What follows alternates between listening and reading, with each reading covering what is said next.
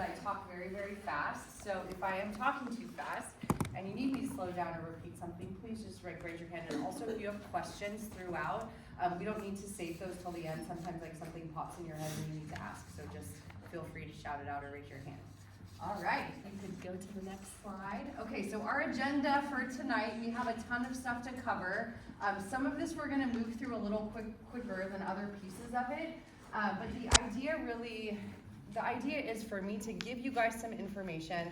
We will be repeating some of this information every single year because it's really important stuff for you guys to hear. Some of it will be brand new each year. Some of it's gonna feel much more relevant today than it will next year.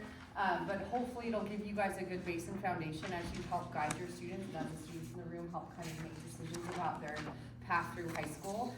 It is going so fast, you guys. I have a sophomore, just full disclosure here at this site, and so I am like living in your shoes right now.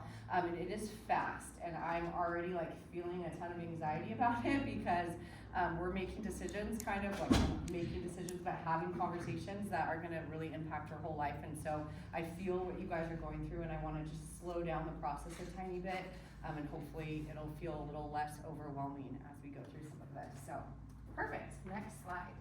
Awesome, okay, so this is something that I will talk to your students about ad nauseum, and they're probably already tired of hearing it, but it is a 235 credit graduation requirement, and that's for every single high school in the Lucia Mar Unified School District, minus Lopez High. Your students are kind of at an advantage because we do run here on a 7-period day, which that means that at least for freshman and sophomore year, they're automatically getting at minimum 10 more credits than their counterparts of those other two high schools. So we are like running a little bit credit positive. So by the time we get to senior year, most of your students are gonna need very few credits to meet that graduation requirement. Now that's by design, right? Because our idea is that we're wanting to be competitive for whatever it is that we're doing next in life. So for four-year university, certainly, but also just for whatever. Like we want our students to have access to elective classes in case they go like a career path that doesn't involve college. We want for them to be able to explore some different things in high school. And so we want to open up some of those opportunities, specifically junior and senior year. So they might be coming home and telling you like, I don't need any credits, I don't have to go senior year. Yeah, they do have to come senior year, and we will find fun things for them to do, I promise. And you know what's funny is they say that, but then when I'm in a junior class and we're picking classes, like most of them want to take all of these cool electives, and so they're like, well, I want to take 9 classes, and I'm like, there's not 9 periods in the day. So they say they don't want to be here, but really they find a lot of cool things. So that's the breakdown. That differs a tiny bit from the A through G requirements. So these are our college prep A through G. Again, by design, every class that your student takes at New Tech fits into this category, minus PE and health, and those are state requirements for graduation. So everything else is gonna fall very neatly into these categories, and you're gonna see that we're gonna excel most of these categories beyond the minimum, and that's because it's a super, super competitive world out there, and we wanna give them the best shot to be able to get into the university that they're hoping to get into.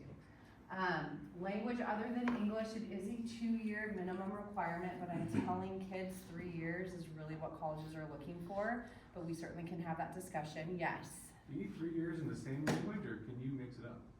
So 3 years is recommended in the same language. However, if a student does 2 years and meets the minimum, and they come to me and they say, like, Ms. Ortiz, if I have to take Spanish for 1 more year, I literally am gonna not wanna come to school, and I really wanna learn American Sign Language at Cuesta College, then I would say to that student, awesome, let's do 2 years of ASL. So we kind of have 2 and 2, which would also make us pretty competitive, but 3 years is really, consecutive language is what they're looking for. And then the VPA, the Visual Performing Arts, most of your kids, unless they're doing band, well, the freshmen in the room, unless they're doing band or theater this year, haven't done that course yet, but we have a lot of options for next year, and then most of our sophomores have had a couple, at least, experiences with the VPA, so we can talk a little bit about that too. Cool, all right, next slide. Okay, so I just want to do a plug for the SAT and ACT. Any sophomores in the house that signed up to take the PSAT? Woo woo, yes, thank you. Okay, so the SAT and the ACT, it's kind of been a journey for the parents. You probably remember if you went to college or applied that you had to sit and take the SAT or the ACT, so it's been around forever. This thing called COVID happened, and one benefit of COVID was that they had to suspend standardized testing. There was no way to test students because there was no facilities to test them in. And during that time period, what the universities did is they really looked at the data of the incoming freshmen. So they looked at how are the incoming freshmen doing and how did they do over the years versus when we had standardized testing as a requirement and not having it because we couldn't because of COVID. And what they really found, the data was showing that it was pretty similar. Like the caliber of students was not much different. And so our UC and CSU, so all the California state schools, have vowed to suspend the SAT and ACT at least for the classes of, until at least class of 2029. So those will not be testing requirements. That said, there are some schools that are now beginning to require it again. And these are our kind of more high-end Ivy League campuses. I think MIT, Caltech. I'm trying to think of where some of our seniors applied this year. There are a few that said, just kidding, we're gonna require it this year, so we were kind of scrambling to find time for students to take tests. I would say if you as a student or if your student is at all interested in attending a private or out-of-state school, it might not be a bad idea to take the SAT and just get some kind of practice and do some of the practice exams. It's also not a bad test for like course placement, some more information and data about how they, prepare they are for college, but it's expensive. It costs like $65 to take it. I do have waivers if anyone has an issue with that, but and it's time consuming. So what I've tried to do, as long as they'll let me, is host an SAT, all of our PSATs, all of our practice tests, and then the actual SATs, I'm trying to host in-house. And so they've allowed us since COVID to do that. You used to have to go to like a testing center. Our closest test site was AG High for the SAT and Napomo High for the ACT. But now they're letting counselors host what are called SAT school days. And so what that means is that we actually use this room and it's like in their safe environment and I'm the one like proctoring it, so it's not like super scary rather than like going to some high school in Bakersfield and taking a test with people that you don't know. It's like a little bit intimidating. So we're doing that. So all that said, we're gonna, for the first time in a lot of years, we're gonna do the practice SAT, the PSAT, for 10th graders. So it's just by sign up. So that sign up has happened. And then, so that will be for all the freshmen in the room. That'll be an option for you next year as a sophomore. And then we do the PSAT or National Merit Scholarship Qualifier test in October. And again, I'll send out information on how to sign up for that. Then I'm going to, as long as students want me to, do an SAT school day for our juniors in the spring. And then I'll do it again for our seniors, those same juniors, their senior year in the fall. Just so they have some opportunities to study and take it. We did have a girl this year, 1590 baby, that's almost perfect, 1600 is perfect, so she missed one question on that SAT, which is pretty cool. It was so cute. Her aunt came up to me and she's like, I told her she left one on the table, like what happened? I'm like, I know, that was so, but she studied and so she got to kind of practice and do those things. So any questions about that or what the test sequence is? Our district does a lot of work around the SAT and not so much around the ACT, but that is available in the community. I don't know where the closest test center is now, but some students will take that. I don't know why, just they prefer it, but we do a lot of practice on the SAT. Yeah. Is there any reason they should take it freshman year, the SAT? I don't know where they would take it. I might, if you wanted to just get a head start, you can go on the SAT website and actually take a full-length practice test on a Saturday morning, right? Just wake up and, so the cool thing about taking the practice, and so the PSAT as a sophomore, but if you wanted to do that early, is that the Khan Academy has partnered with the College Board and they're doing this program where it's like a customized study program for the SAT. So what they do is they take your score, your personal score, all of your strengths, all of your weaknesses, and they create a study program that's based upon that. So you're not spending, remember when we got those big like SAT books and we'd be like looking through millions of questions and memorizing vocabulary? It's not like that anymore. It's actually like geared towards what your student needs to study, which is super cool because my strengths are different than your strengths are different than yours. So it kind of gives you, so you could do that, but I would say no rush. Go in sophomore year blind, just take it, and then you can start practicing. Because also the knowledge that the questions on the SAT are really normed for that junior year springtime, so some of the content students haven't even like been exposed to yet, so it might be a little frustrating, yeah. Okay, cool, next slide, thank you. All right, so I'm not gonna go too much into detail, but I will tell you guys that I've been meeting with the freshman and sophomore students to kind of go over scheduling. You probably got an email from me with a bunch of information about course options and all that kind of stuff.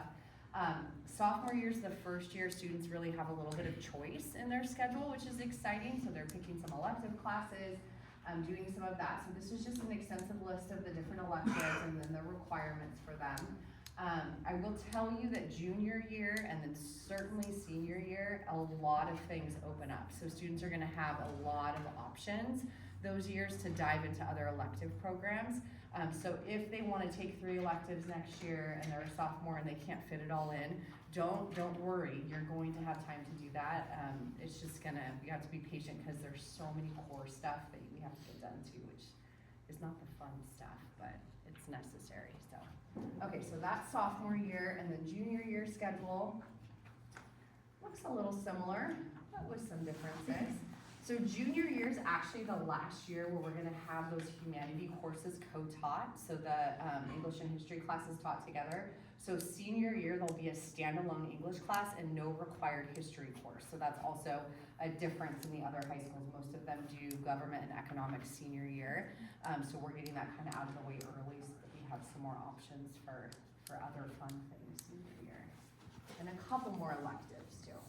Okay, any questions about the scheduling? If you guys have like specific questions about your student schedule, feel free to email me. I've been getting some emails just about really great questions actually, so, or we can meet or whatever you feel most comfortable with. Okay, very cool. All right, so this is kind of a slide that we'll see a couple times, but this is just kind of gonna overview typically what students are thinking about doing after high school, right? So there's a lot of different areas that we can access, and I don't really think that there's a perfect fit for any one school. So we have students that access our CSUs and UCs. We definitely have students that go to community college. A ton of kids here actually go independent and private. I don't know why kids are wanting to like leave far away from us now. They want to go far, I don't know. But here's just some kind of different options, and we're gonna go into these a little bit in more detail. Next slide. Oh yeah, and then can you keep clicking through? For some reason this one's like that. So this is just a little slide too on some different things other than the traditional 2-year, 4-year options. Miss Terry does a fantastic job of bringing in like trade unions, military representatives, people from other avenues that students maybe can learn more about career paths that don't require a like 4-year, even 2-year degree. I always like to share this story with students, so they might have already told you this, but a few years back I had a junior, and he was like, you know, Ms. Ortiz, I'm just not really like thinking I want to go to college. It's just not my thing. I'm like over school. I'm ready to do something else. And I'm like, okay, Julian, like, what do you think you want to do? And he said, well, I really love working with my hands, and I think I want to try welding. And I said, okay, let's try welding. So we signed him up to take a welding class down at Hancock that second semester of his junior year. It was a night class. He went down there, did great. He was actually like the best welder in his class, the youngest, but also the best. And so his professor encouraged him to continue going. So took another class, beginning of senior, another class the end of senior. By the time he was in his first semester at Hancock, he had already gotten his welding certification, and he got a job, like came back and told me that like paid more than like most of the teachers on our campus. So it was pretty cool, but also a little bit like eye-opening. Yeah, but so there's so many, I mean, there's so many different options out there too, electricians, plumbers. I mean, there's a lot of trades that are super lucrative and also really cool if a kid's not really into that traditional path. So they can always talk to Miss Sanchez. I call her Miss Terry or Miss Sanchez. I kind of go both ways. And on that note, real quick, we do even have like the cosmetology. I have a barber academy getting ready to come in a week to here, and we have scholarships for the trades.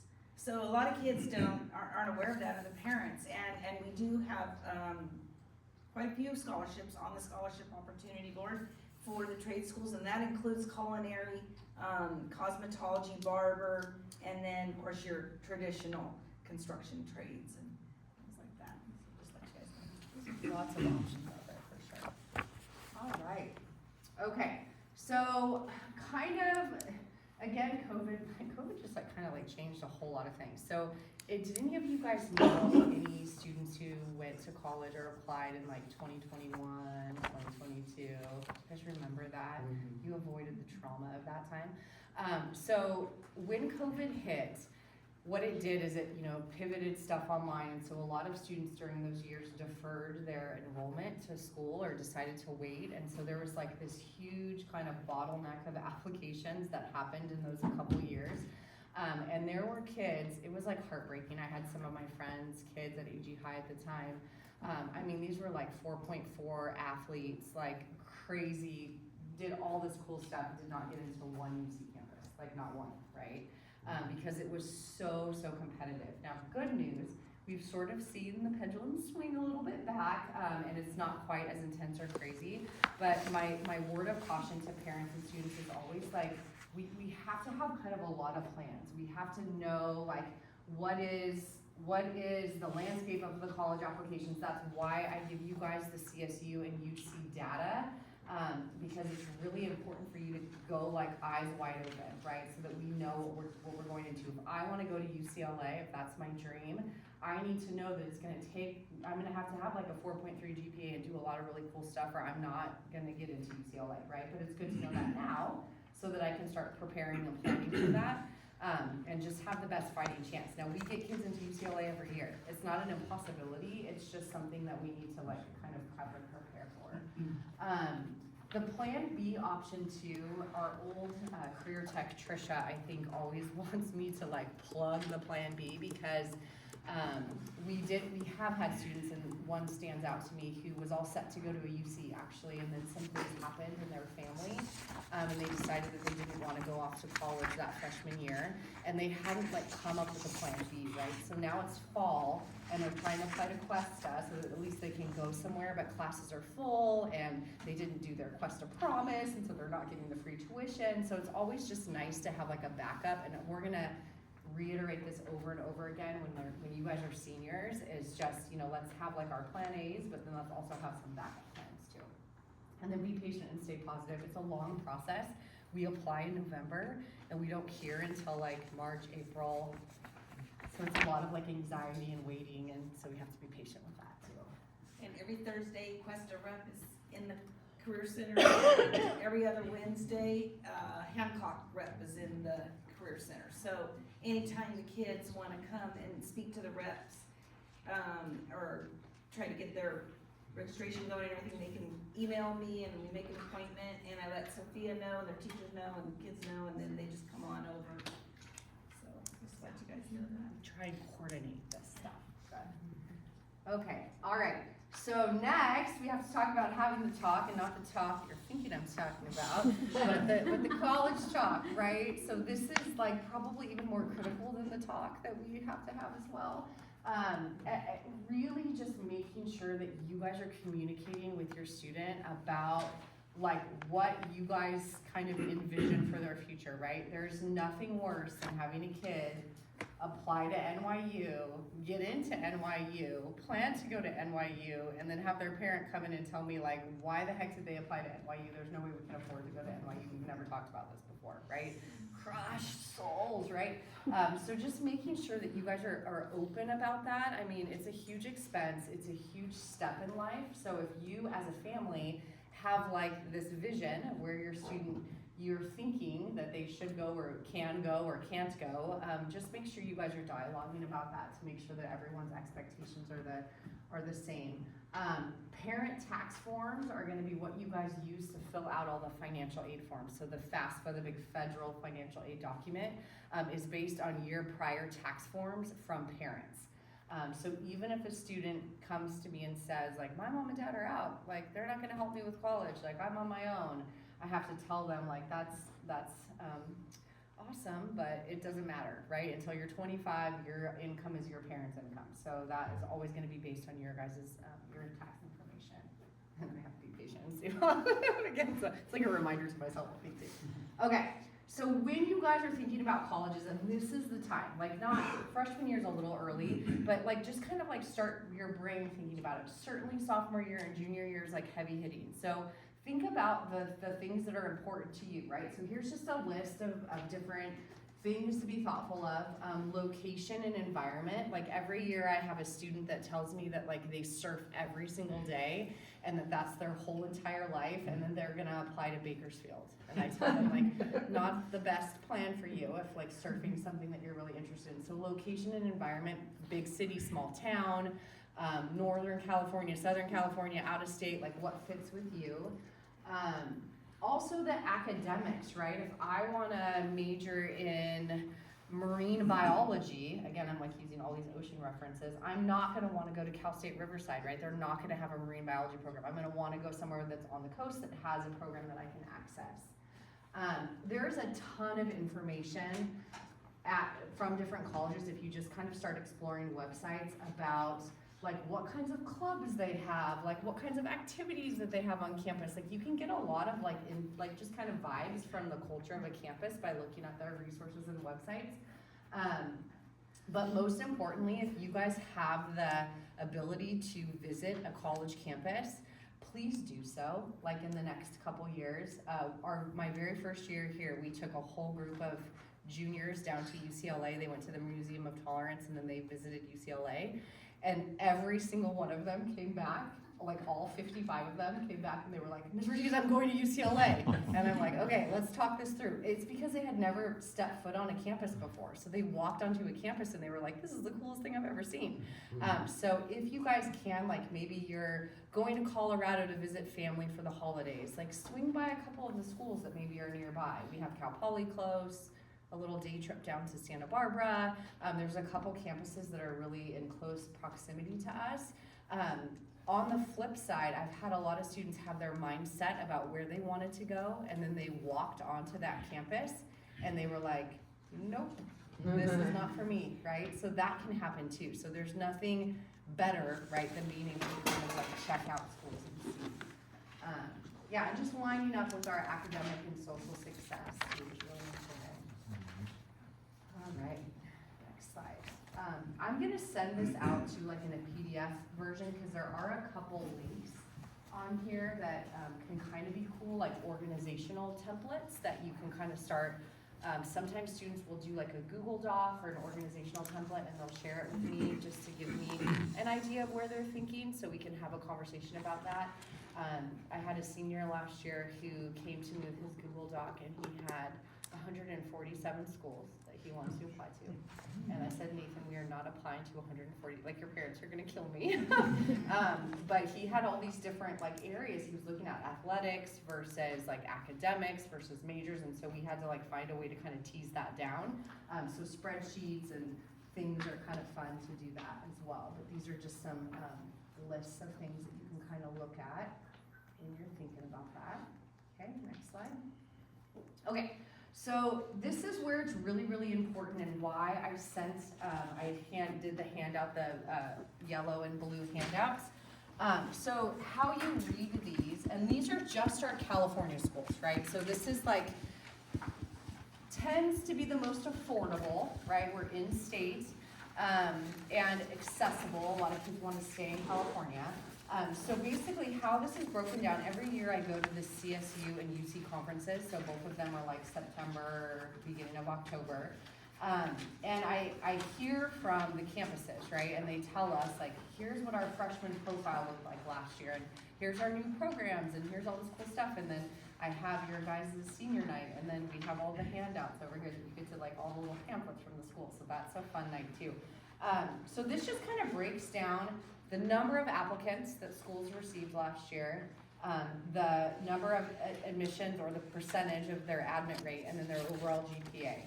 And so if you look at this blue sheet, this is the UC campuses, you'll see, I think UCLA was the highest last year. Yeah, you'll see that UCLA had 146,000 people apply. That was the highest number of applicants to a single university in the history of the world. Is that insane? At least in the United States, I don't know about the world, but yeah. So I say that, right, because it translates to 9% of those students were actually accepted into that school. So again, not impossible, so I don't say this at all to be discouraging, I just want us to like be thoughtful about the process. And then you can see that some of the UC campuses, like Riverside, right, UC school, still really great education, is a lot less impacted, I think in part because it's in Riverside, and not a lot of people don't find that area as desirable maybe to live in some of these other areas. But that kind of breaks down all of that information. And then you can see the CSUs as two-sided because there's 23 of those throughout the state, so a lot more options. Just to highlight Cal Poly, San Diego State, both like act like UC campuses sometimes as far as like admission rates, they're both pretty competitive. There's no guarantee, you guys, but I will say that Cal Poly has this like love affair with New Tech. They really like us. And I don't mean this in any kind of rude way, but I have seen some students that had no business getting into Cal Poly in the last couple of years, which has been super fun, because it was like, let's go.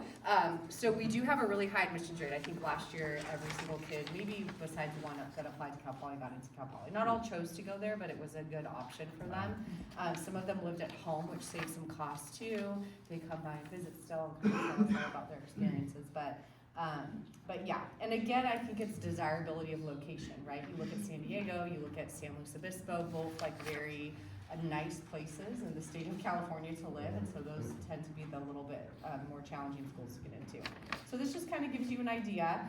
The cool thing about the Cal States too, and I told the students this, and hopefully it inspired them a little bit, but if you meet all those A through G requirements, so all those courses that we went through that they're just gonna take, just being a kid here at New Tech, and you pass those classes with a C or higher, and you have a minimum of a 2.5 GPA, 2.5, you are guaranteed admissions into a CSU school. It might not be your first choice school, but you are guaranteed admissions. So if I had a 2.8 GPA, I met all through the A through G requirements, and I applied to San Diego State, and I didn't get in, they're gonna, what it's called, defer my application to another Cal State campus that has my major, and they're gonna offer me probably 2 choices, maybe 3, of schools that will also accept me. So Sonoma might come back to me, or Monterey Bay might come back to me and say, hey, we really want you at our school, and I can say, yes, I'd like to go there. So it is kind of a cool guarantee if college is that like, thing that you really want to have happen for you, or you feel like your student would be better going straight in and not hanging out at Cuesta for a couple years, that could be an option. Okay, so we're gonna really push this competitive end, at least academically, and I'm gonna tell you guys some ways we're gonna do that in a sec. Okay, cool. Okay, so one way we're gonna do that is by earning college credit while we're in high school. So one of the handouts I gave you was actually our like dual enrollment spreadsheet. There's a couple courses that I'll go over in a second. I didn't just grab that one. That we're gonna hopefully add next year.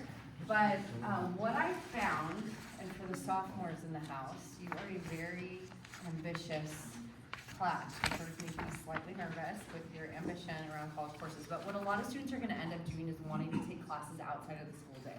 So they're going to want to access Quest and Hancock courses, like mostly online. So just warn you, there's a lot of online options now. Again, COVID provided that pivot for us, and it fits better with student schedules, and you're not driving them to classes. Although I have had many students and parents take a Questa class together. Is that so sweet? My kids are excited about that. Like, I want to take ASL, and my mom's like, I'll take ASL with you, and then we go to class together, because you have to drive me anyways, and we study. Doesn't that sound like the dream? My kids would never do that. But some kids might do that, so that could be an option for you. But yeah, a lot of them are wanting to launch, and that is because there's so many benefits, you guys, if you are ready for it, to take college courses. So think about this. If we pick a class that's on the AGETSI, so this huge list, and it's the course list I use to guide students because it's the college, like general education courses that they're gonna have to take at Cal Poly anyways, those courses count for their general ed when they're in college. They get to go on their high school transcript, and they're weighted. So they get that weighted GPA bump, so when we're applying to colleges, weighted courses look great, right?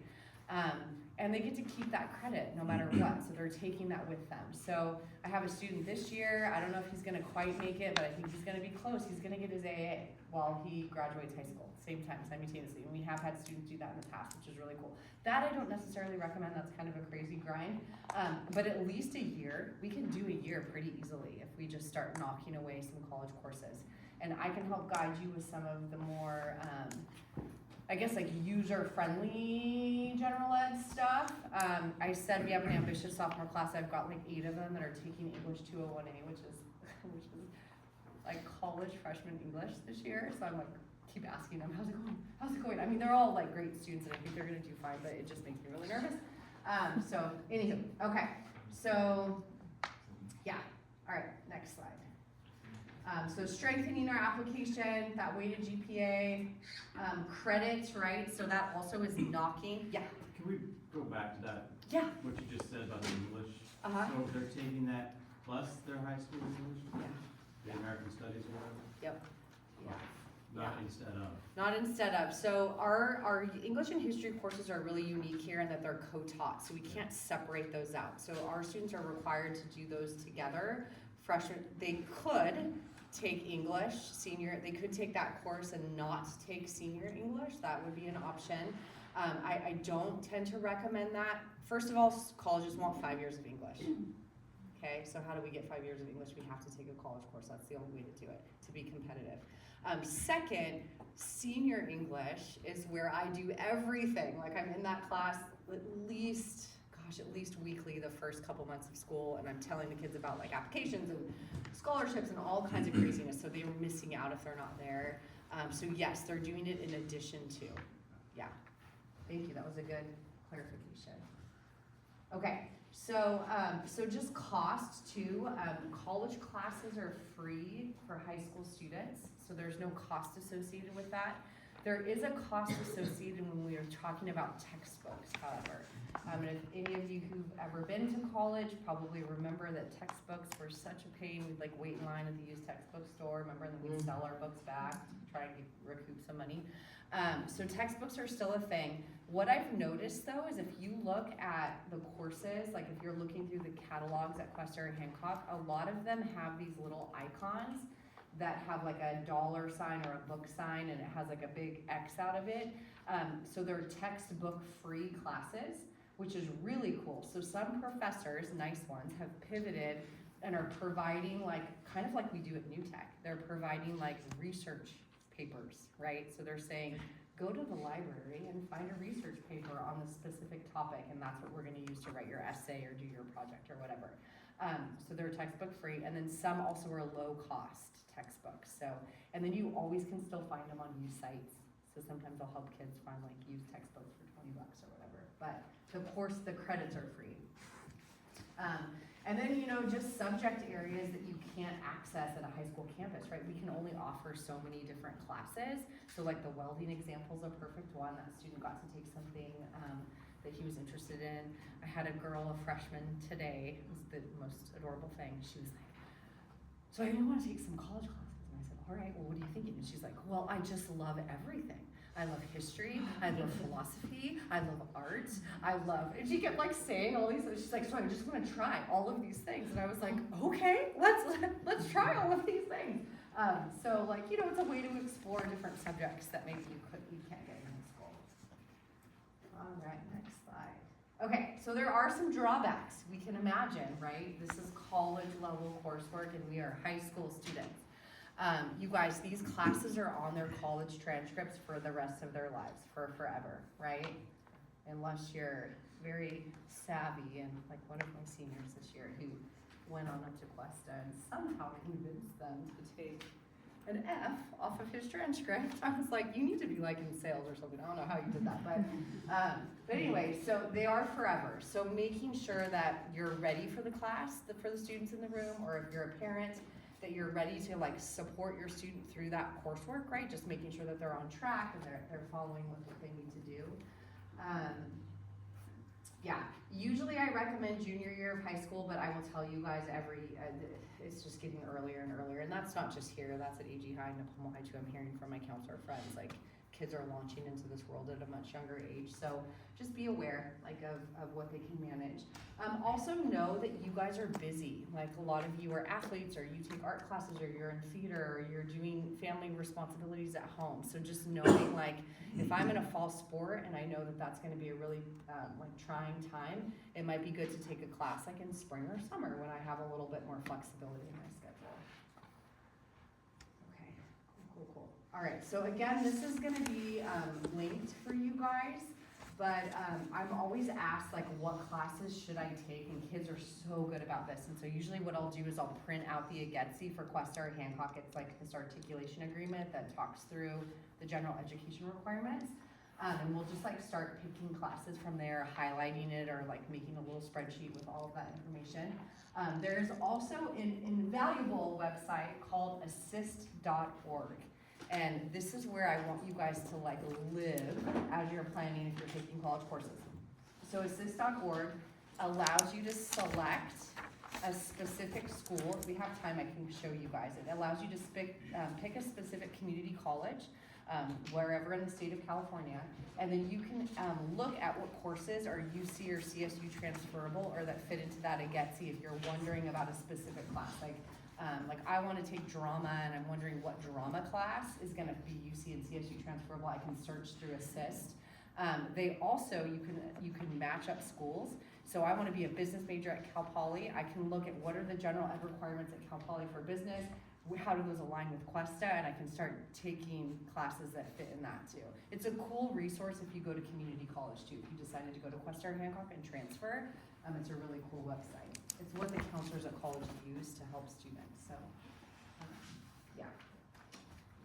Okay, so always questions about, like, what's the difference between courses taught on campus versus, like, the Questa dual enrolled courses versus classes taken outside of the school day. And there's all this, like, language around CCAP and enrichment and dual enrolled, and there's, like, dual enrolled and umbrella. I don't know, it's very confusing. So to just take all the confusion out of that, there's a list of courses in front of you. Can you go to the next slide? I have them up here too. These are the classes that are currently dual enrolled with courses at Questa. And then I created this because it was making me a little bit confused about what was CSU versus UC transferable, how many units, where they all fell. So this was just my helpful, like, for my own organization. And then I thought, well, hopefully it'll help you guys to kind of organize. So these are the current dual enrollment classes. So these are offered to students to take during the school day. So these are things where I'm sitting in Ms. Rushing's cybersecurity class. I'm going to Ms. Rushing's cybersecurity class every Tuesdays and Thursday and Monday. And now I finish the year and I get Questa credit for taking that class, okay? The enrichment classes are the other things like 201A that I was talking about, that English class. Those are courses that are taken outside of the school day. It used to be that most of those were taken in person, so students were trying to navigate, like, how do I get to Questa or Hancock to take classes, but professors have pivoted so much to online. I'd say it's like 50-50 now. So there's a lot of good coursework, and the professors are better at teaching online, so it's a little smoother process, but these are some options. And then the next slide, these are things that are currently in process. So I said drama. Even if your students taken drama already or thinking about drama next year, they might want to take it again and get the dual enrolled credit, because these two drama classes, you guys, are VPA, UCCSU. So they will knock out that VPA requirement for high school, for, like, college applications for high school, and then also when students are in college. It'd be a really cool one to access. So Ms. Mitchell is working really, really hard to get that approved right now. And is Yes. this whole list available to the sophomores?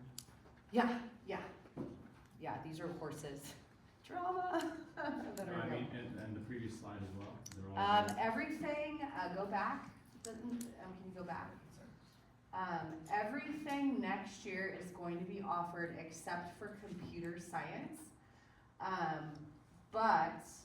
And then these two. So this is a junior level class that every student takes. So every kid will get that opportunity to dual enroll physics. And then this is a senior level physics class.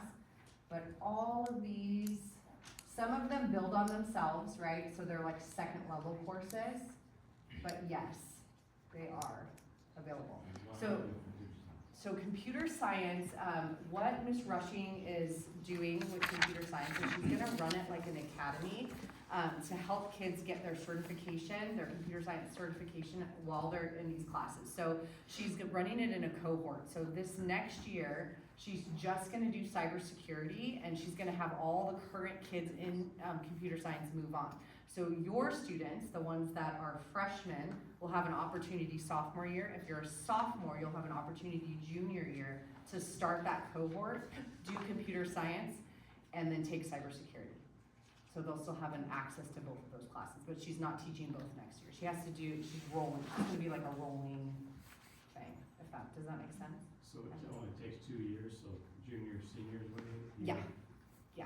And he's knocking both out. Yeah, yep, yeah. So her suggestion is if you're really into computers too, it might be good to start with game design because there's a lot of coding involved in game design too. Sorry, I'm getting over a cold. A lot of that too, so that could be an option. Or you could start diving into those other VPA options that are kind of fun too. Yeah, but most of those are available to everyone. And then those ones are still in contract. And then I have a couple slides on here, just timelines, because I'm always asked, like, when can I sign up for Quest or Hancock? Typically, it looks like March, April. So class finders, or when they release, they're like, what we're offering for fall, or what we're offering for summer. So when you guys get an email from me that says, Questa has released its class finder for fall 2025, that just means that you can start looking at courses and seeing like, hey, is the class I want to take available? Is it only available in person? If so, can I go? Those types of questions. But our actual enrollment date for the classes is either in April for summer or May for fall, which is great because we'll get it done before we leave for summer. So we don't have to stress about it over the summer, like the enrollment part at least for fall. Okay, I feel like I'm talking a lot. Okay. This is Hancock. Similar dates, May 12th. Hancock streamlines things much, no offense to Questa. They're just a little crazy. They're a little chaotic. Their website's all over the place. Have you guys been on Questa's website? Okay, so first of all, it changes like every literally month and it never gets better. I'm like, well, if you're gonna update it, right, because then we're confused and it's still just as confusing. It's very, I don't know what's going on at Questa. Sorry, that's so not nice. If anyone works at Questa, I apologize. I love Questa, it's just but Hancock kind of streamlined their process a little bit more. So those are the dates for Hancock. If you guys live in Santa Maria or even in Napomo and you want to take an in-person class, Hancock might be the way to go. It's pretty close, you know. Questa's like Morro Bay, on your way to Morro Bay, kind of. Okay. Perfect. Okay, so these tracking documents I'll also have for you guys, but I think really the most important thing is just as of today, start just getting organized. And this is hard. I tell my daughter this all the time and she like never does anything with it, but that's just, you know, it's you're 15 or 14, so it makes sense. But keeping track of like community service hours, right? Not just the form that you turn into Miss Espinosa, but like actually like keeping a document.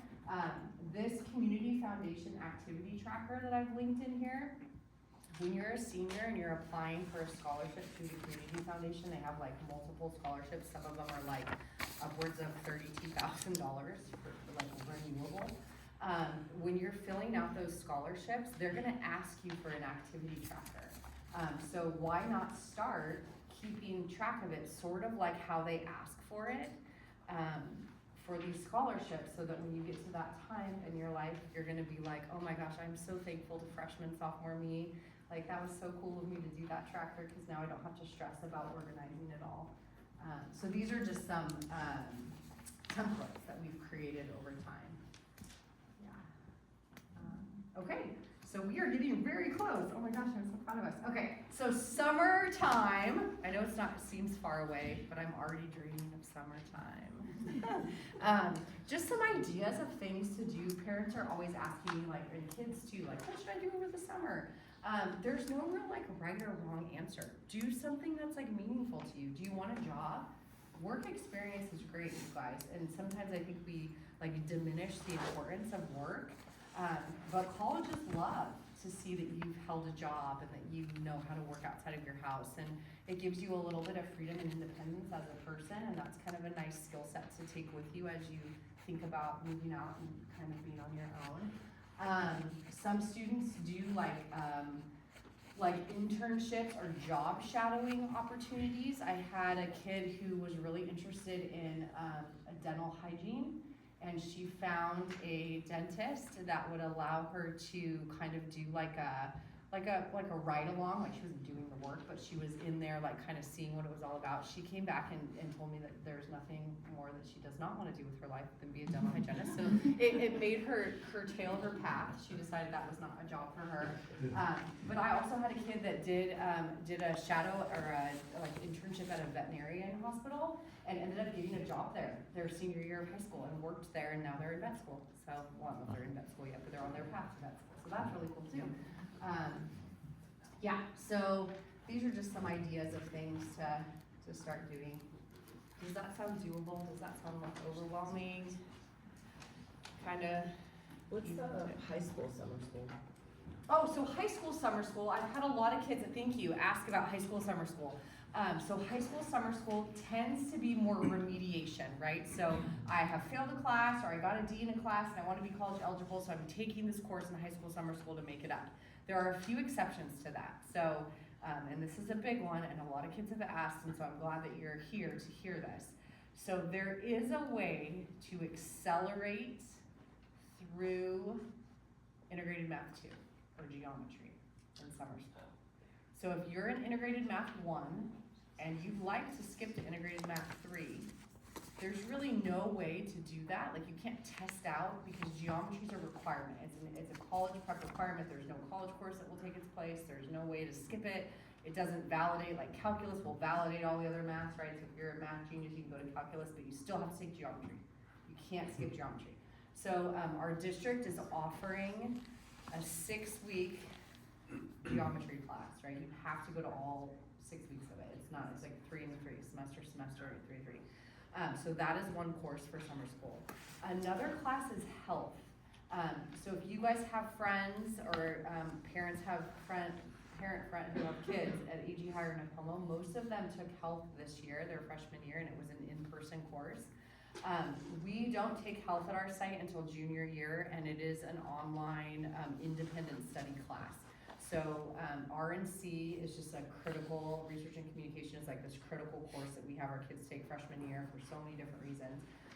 But that takes up the whole year, so you don't have that health semester.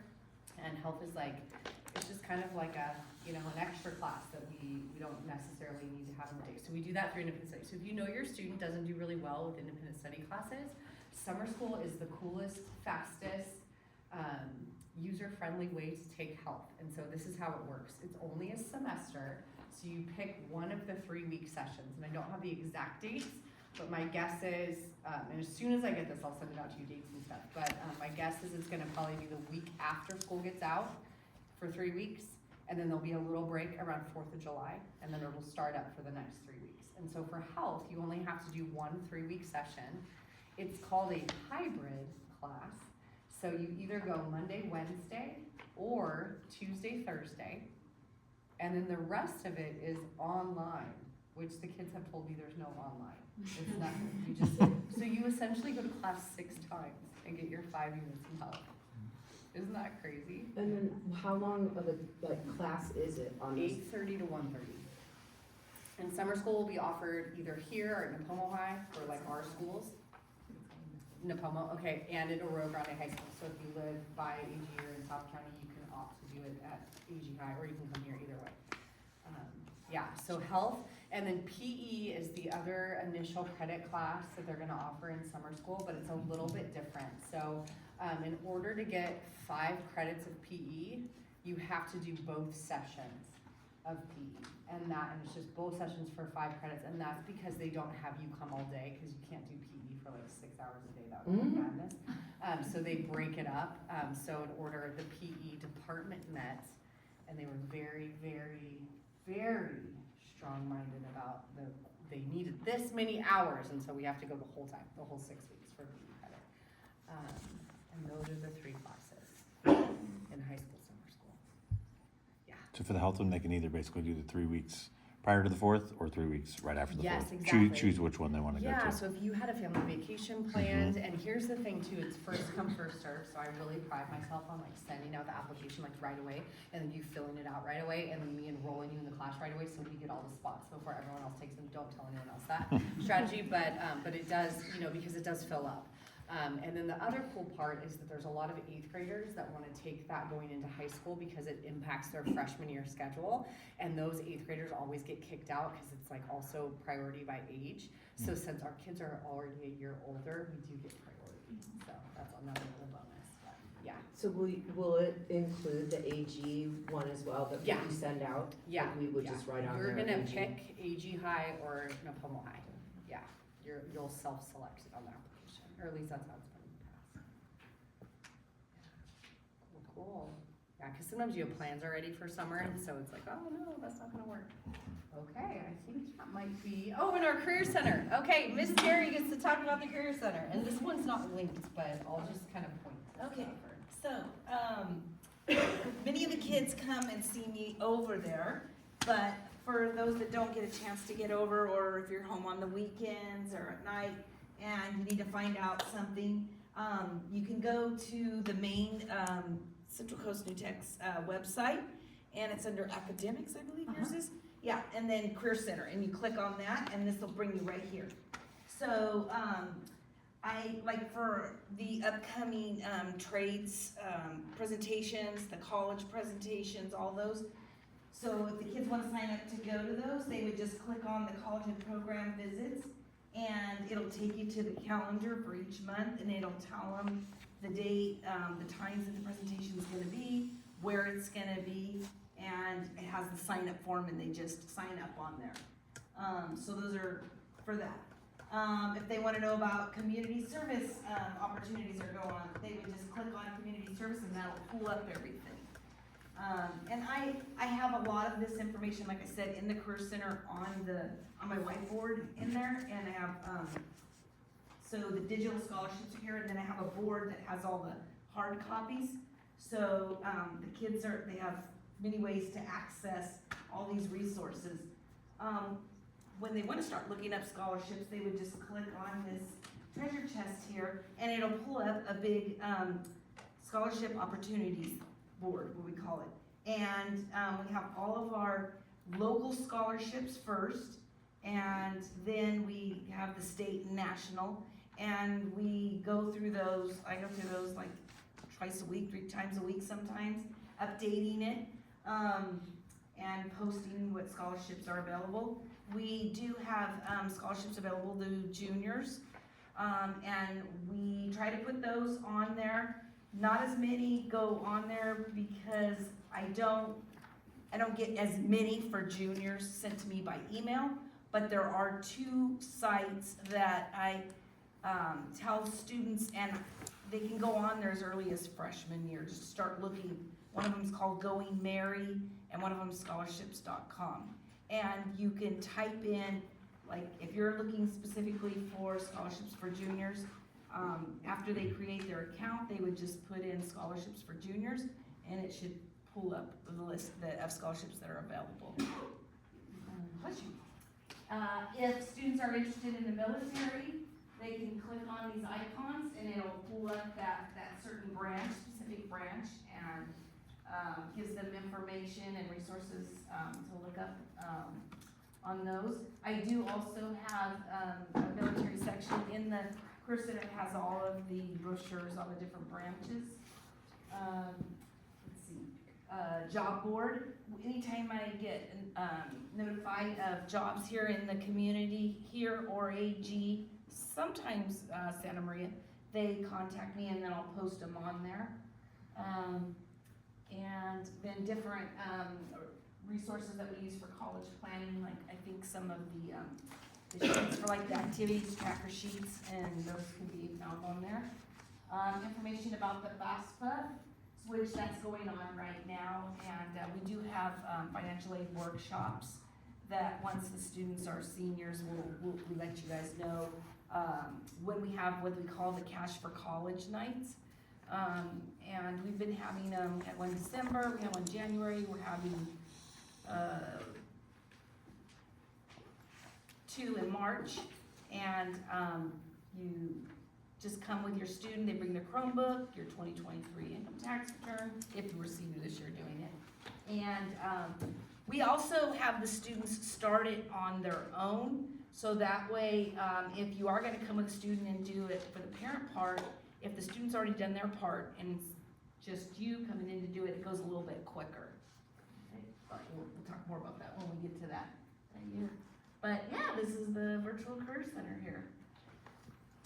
Really cool. It's like all clickable and it's got Miss Terry's little face on there.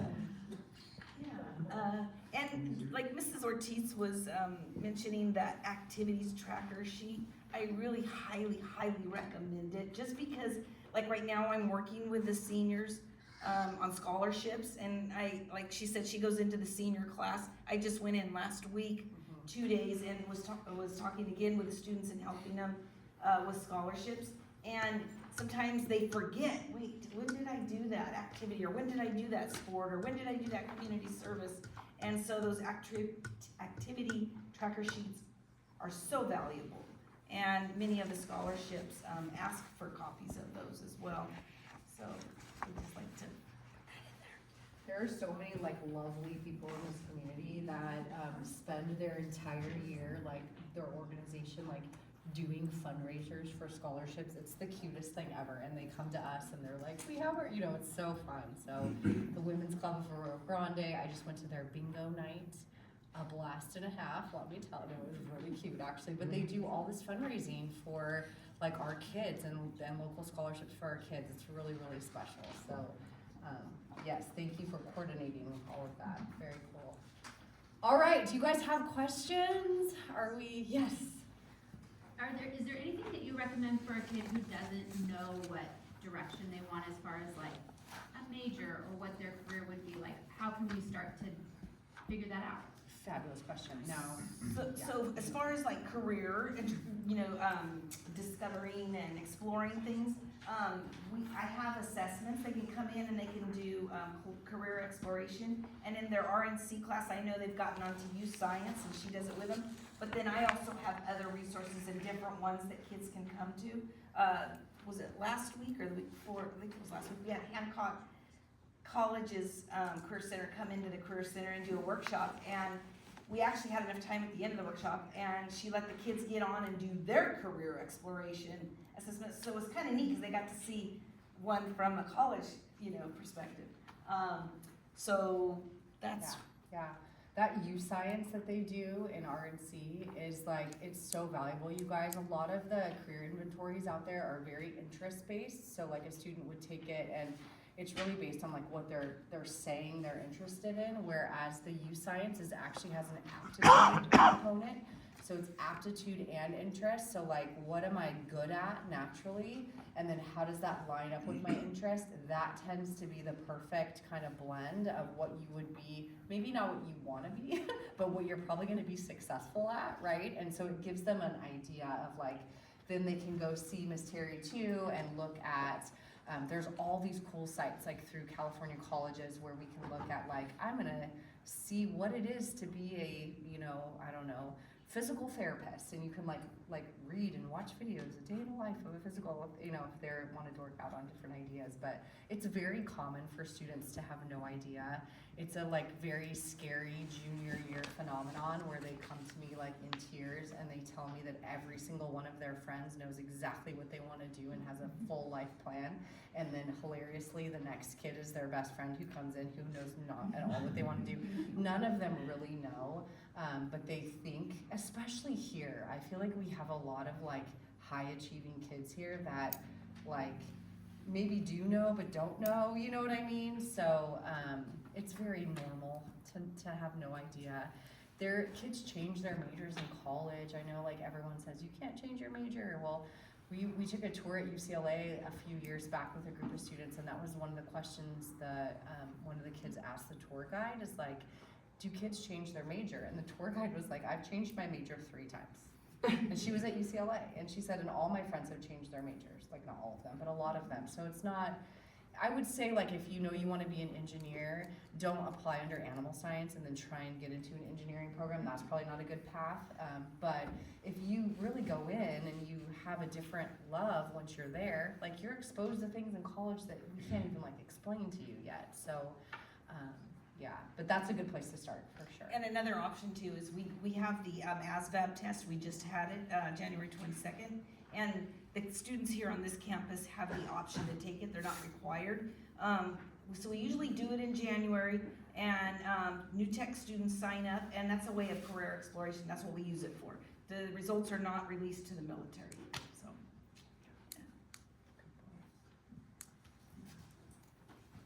Other questions?